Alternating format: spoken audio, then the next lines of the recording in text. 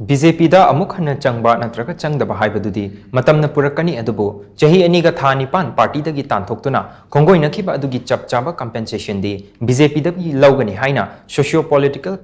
Commentator Chongtham Bijoy na phongdorakli lamfel khunung da leiba mahaki yum da pangthokpa paugi mifam amada mahakna wafam asi phongdokladuna makhata na hai kumja lising ani kunithoi gi February ni panda mahak BJP Manipur Pradesh ki primary membership tagi Tanthoktuna Chahi taruk Tanthokle haina party asigi president adhikari mayum sardhana order ama thokiba adu Thawinsin amagi makhada party ki constitution ki wangmada chathakhiba disciplinary action amani primary membership tagi miyo ama tangthokpa haibasi procedure amagi makhada tawgadaba thabakni adu procedure pumnamak adu kanthoklaga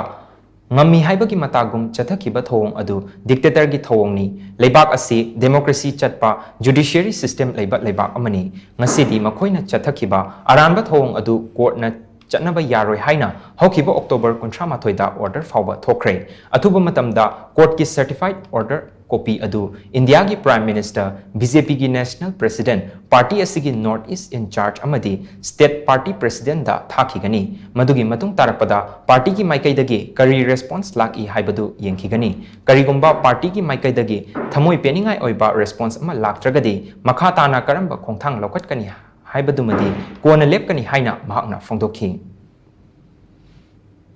ayuna option ani leiri court ki certified copy lani nami mari mani changbe certified copy sing se ai prime minister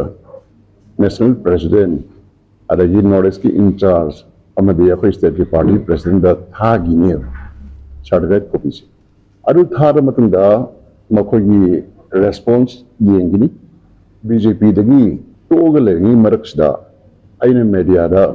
active orbisda aigi supporter follower well wisher machin yamna hengaleba hariba supporter singsigi ai mot loginiba online da lawrasu yai amada lawrasu yai adaga aigi family members sing barumpang well wisher gi mot lawraga